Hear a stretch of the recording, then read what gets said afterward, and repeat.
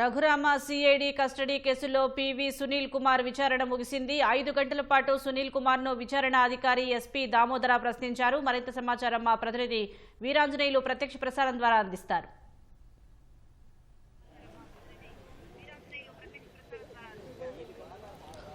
నాటి నర్సాపురం ఎంపీ ప్రస్తుత ఉపసభాపతి Raghuramakrishnaraju CID custody కేసుకు సంబంధించి ప్రధాన నిందితుడు ఉన్నటువంటి సునీల్ కుమార్ను విచారణ అయితే ఈరోజు ముగిసిందని చెప్పొచ్చు.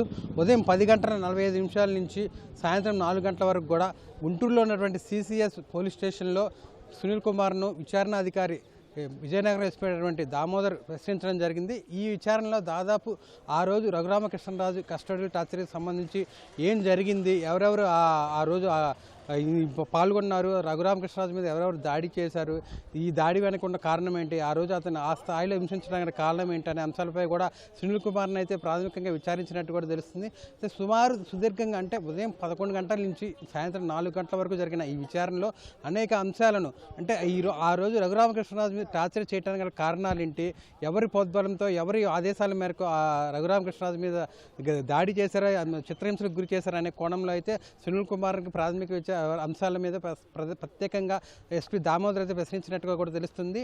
అయితే సునీల్ కుమార్ కొన్ని విషయాలకు సూటిగా సమాధానం చెప్పినట్టు కూడా, అదేవిధంగా మరికొన్ని విషయాలు దాటవేసినట్టు కూడా మనకి విశ్వసనీయ వర్గాల సమాచారం తెలుస్తుంది. అయితే ఈ కేసుకు సంబంధించి A1 నిందితుడుగా ఉన్న సునీల్ కుమార్ని ఇదే తొలిసారి విచారించడము.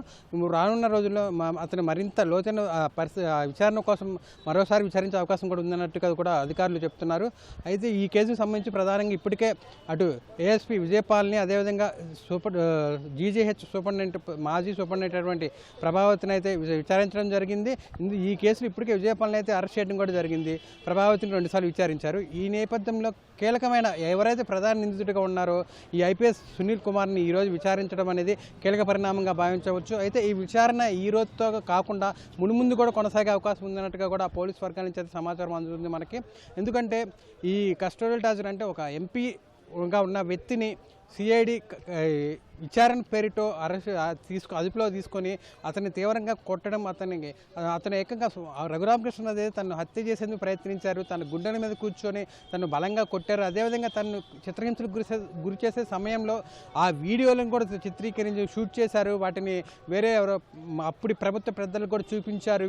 ఇదంతా కూడా ఒక ప్రణాళిక ప్రకారం కావాలనే కక్ష కట్టి తనపై దాడి చేశారని, ఆ దాడిని ఉన్నతాధికారులు అందరూ కూడా సిఐడి అధికారులు సిబ్బంది అంతా కూడా వాళ్ళ ఎవరైతే అప్పుడు ప్రభుత్వ పెద్దలు ఉన్నారో వారి సూచనల మేరకు ఇదంతా సాగింది, ఇదే జరిగిందన్న కోణంలో కూడా అప్పుడు రఘురామకృష్ణరాజుతో పలుమార్లు ఆరోపణ చేశారు. అదేవిధంగా పోలీసులకు కూడా ఫిర్యాదు చేశారు.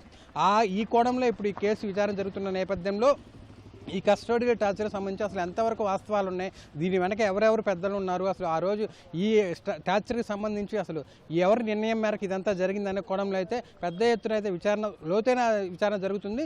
విజయనగరం ఎస్పీ దామోదర్ అయితే ఈ కేసు మీద పూర్తి స్థాయిలో దృష్టి సారించారు. అతను పూర్తిగా ప్రతి ఒక్క చిన్న విషయాన్ని కూడా లోతుగా విశ్లేషిస్తున్నట్టు కూడా తెలుస్తుంది. ఈ నేపథ్యంలోనే ఈరోజు సుమారు 5 గంటల మేరకు సునీల్ కుమార్ విచారించడం జరిగింది. కొద్దిసేపటి కిందటమే విచారణ పూర్తయి సునీల్ కుమార్ వెళ్ళిపోవడం జరిగింది. అయితే రానున్న రోజుల్లో మరింత లోతైన విచారణ కోసం అతను మరోమారు విచారణ పిలిచే అవకాశం కూడా ఉందని చెప్పి కూడా అక్కడ మనకైతే విశ్వసనీయ వర్గాల సమాచారం అయితే తెలుస్తుంది.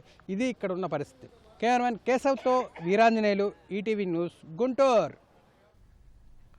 ధన్యవాదాలు వీరాంజనేయులు.